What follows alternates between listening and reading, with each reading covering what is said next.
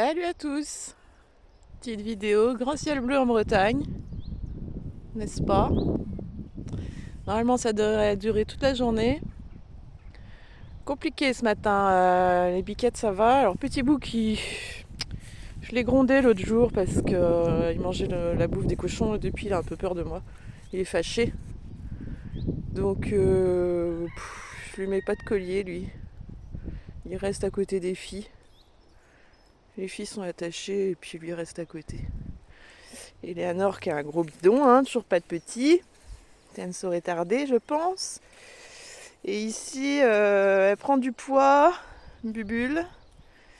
Et son pis aussi qui commence à prendre du volume. Et Eleanor, on ne voit pas parce qu'elle est noire. Le noir, ça amincit. Mais regardez un peu le bidon. Si je peux la prendre de profil. Vous voyez le bidon qui dépasse des deux côtés? Et ici, ça commence à être un peu formé aussi, le bidon. Et puis surtout le pis qui se développe. Mais elle aura ses petits après, normalement. Et après, petit père, castration. Et oui. Parce qu'un bouc peut féconder les femelles 15 jours après la mise bas. Pas les épuiser quand même, ces petites mères. Eleanor, c'est sa dernière portée. Elle a déjà plusieurs années. C'est sa dernière portée, là, ça suffit. Ça va être une mamie maintenant. En général, elle fait 2 petits, donc on verra bien ce que ça donne. Et Bulle, ce sera sa première portée. Et après, il n'y aura plus de bouc.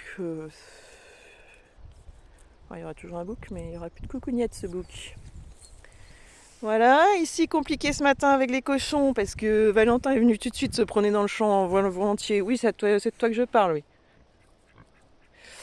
Volontiers se promener dans le champ avec les canards. Et mademoiselle Victorine va fouiner dans la véranda, la pièce des lapins. Elle fait tout le tour de la maison et il faut que j'aille la chercher. Donc je vais la chercher. Finalement, elle n'a pas vu que Valentin était dans le champ, donc elle est retournée dans son enclos, foutre le bordel. Je voulais qu'elle sorte manger de l'herbe, un peu profiter qu'il fasse beau. Elle est compliquée, hein. Elle a fait que j'aille chercher du maïs pour qu'elle me suive. Elle voulait pas venir jusque là. Finalement, j'avais du maïs, donc c'est Valentin qui m'a suivi jusque dans leur enclos là-bas.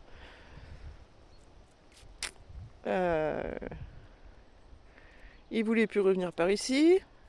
Donc quand c'est pas l'un, c'est l'autre. Là, ils sont tous les deux là, c'est pas mal. Avec Miss Coin-Coin et Monsieur Coin-Coin qui est là aussi. Qu'est-ce qu'on farfouille ici? On trouve des trucs? Vous trouvez des trucs? Je préfère qu'ils fassent des trous là plutôt que dans leur enclos, dans l'espace poulailler là-bas. Parce que la demoiselle là, elle retourne les cailloux. J'ai la bâche géotextile en dessous, elle arrive à l'enlever, à les fouiller sous la bâche géotextile, sous les gravillons, quoi. Pénible, hein. Et puis ils ont pardon, ils ont un peu allumé le grillage. Quand le portail est fermé, ils veulent passer sous le grillage. Dans l'enclos des poules là-bas, il n'y a pas de fil électrique que dans leur enclos à eux. Donc voilà, Miss Coin-Coin qui est toujours dans les beaucoup. C'est jamais la bouffe des insectes, hein. Alors cette chipie là commence à pondre tous les jours. Je trouvais des œufs éparpillés ici et là. Et ça fait une semaine que je ne trouve plus d'œufs. Je ne sais pas où elle pond.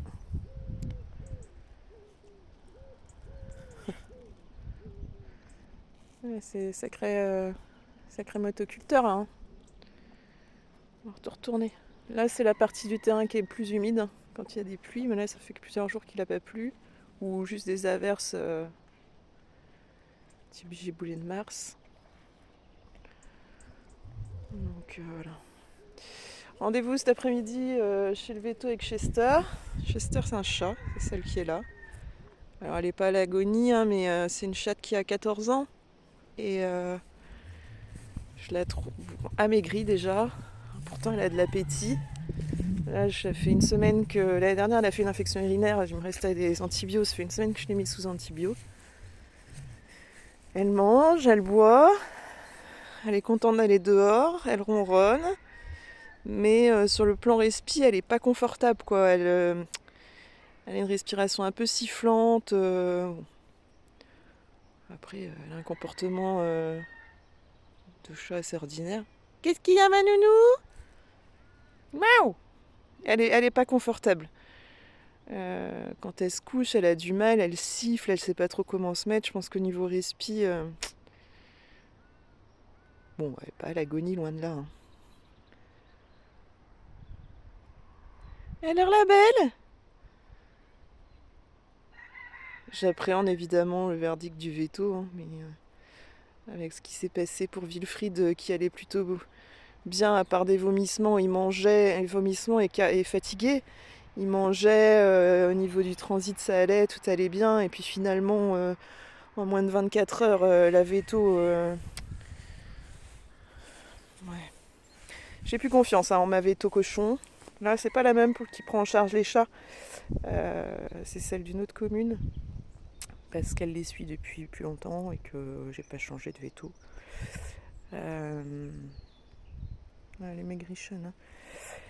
Et veto cochon, je ne sais pas. Il faut que je fasse stériliser Victorine. J'ai commandé une caisse de transport qui devrait arriver là. Et j'ai pas du tout confiance. Et pareil, petit bouc, c'est la veto cochon qui doit le stériliser. La dernière fois que j'en ai parlé, elle m'a signalé que ça arrive que des boucs décèdent pendant l'anesthésie. C'était arrivé récemment chez eux. Donc autant vous dire que je n'ai pas du tout confiance. J'envisage de changer de veto cochon. Je vais demander à la veto des chats là, cet après-midi si elle a quelqu'un à me recommander. Parce que petit Wilfried, je suis pas persuadée que ce n'est pas... Bon, ça changera rien, ça le fera pas revenir, mais est-ce que c'est pas l'acte qu'elle a pratiqué qui l'a...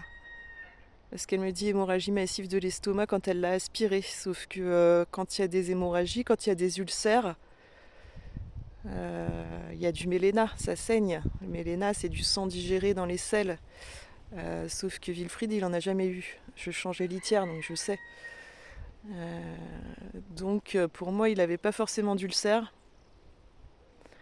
Elle est partie là-dessus, mais quand elle l'a aspiré, ça s'est mis à saigner. Sauf que c'est un bébé cochon, c'est pas un cochon de ferme de 300 kg, c'était un bébé cochon d'une vingtaine de kilos, de 8 mois et demi, quoi. Donc les procédés sont pas les mêmes.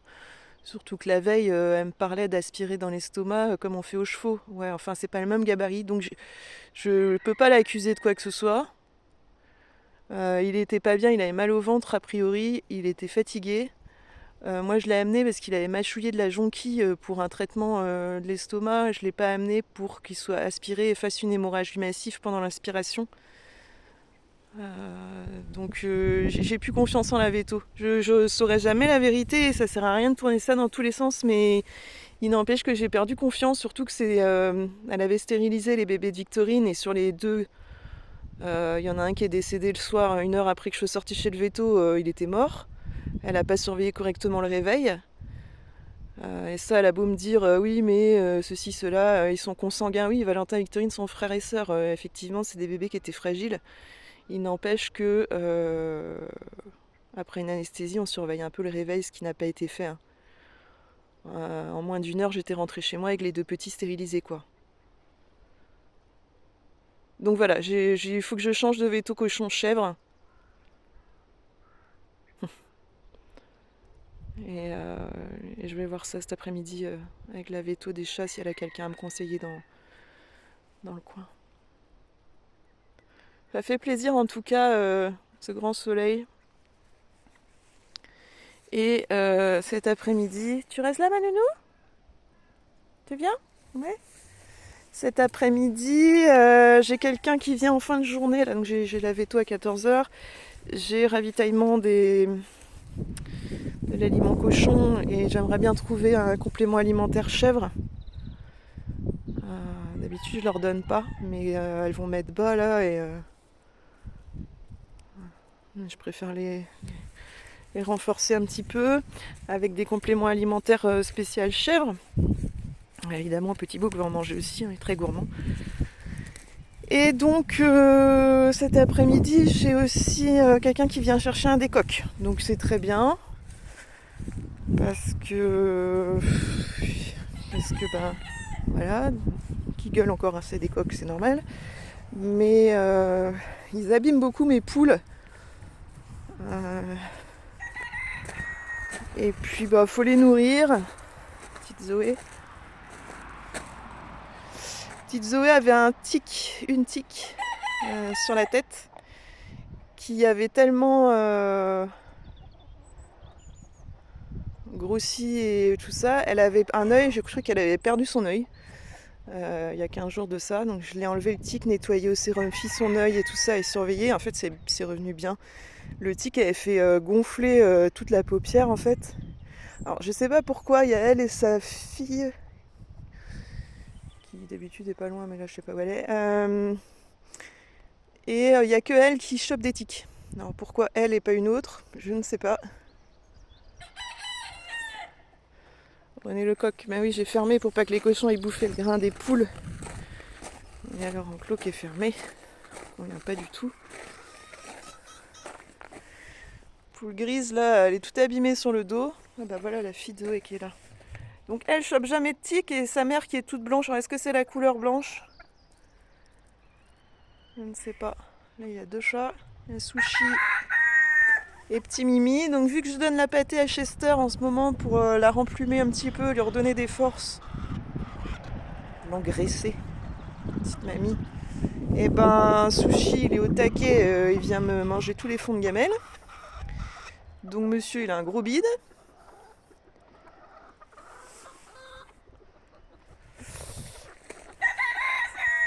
Ça c'est un des coquelets de l'année dernière. Ça c'est la poule vanille.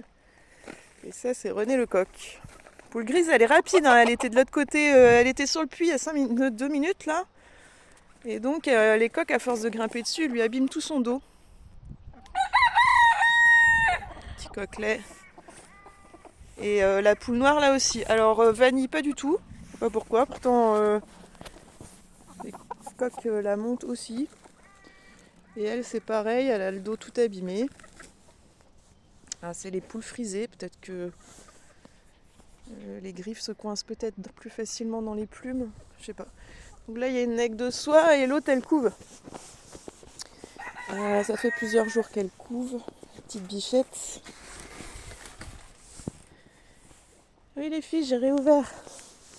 Je surveille les cochons. Elle couve la demoiselle. Donc c'est un mélange d'œufs. Hein. Donc, il y a des œufs de nègre de soie, des œufs de hollandaise huppée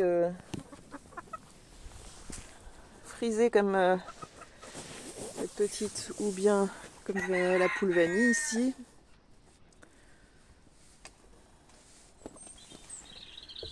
Donc voilà. Donc on verra bien ce que ça donne. J'ai essayé de séparer encore un peu les coqs, sauf qu'ils se battent, parce que elle, c'est pas beau son dos. Bon, c'est pas percé ni rien, ça reste des plumes qui sont parties et tout ça, mais j'aime pas les voir comme ça, c'est pas...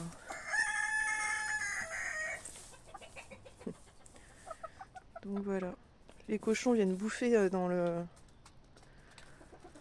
Dès que je laisse ouvert, voler le grain des poules. Enfin voilà.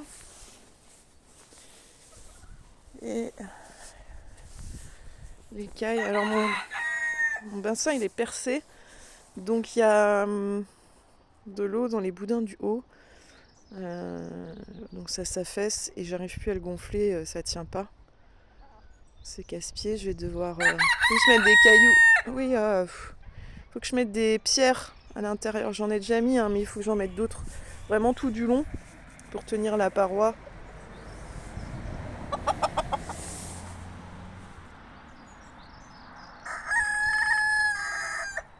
Si tu fais à mon chat, René le coq là. Tu petit Mimi? Mais ma petite puce. Ouais, oui. Donc voilà, normalement il y a un des 2 noirs là qui part cet après-midi, ou bien monsieur aura le choix, celui-ci, on dirait pas comme ça mais qui est un peu plus gris. Donc voilà, on verra bien, il aura le choix. Et puis les cailles qui ont recommencé à pondre tranquillement. Les températures sont assez fraîches, mais ils ont pas mal de lumière. Donc ça joue aussi sur... Les cailles, elles pondent pas en dessous de 15 degrés, mais c'est aussi le nombre d'heures d'ensoleillement dans la journée. Donc, voilà. Et donc les coqs, ils sont beaux, hein, mais je peux pas garder autant de coqs. Hein. Donc voilà, un petit peu de sous pour l'association. Il y en a un frisé et l'autre pas.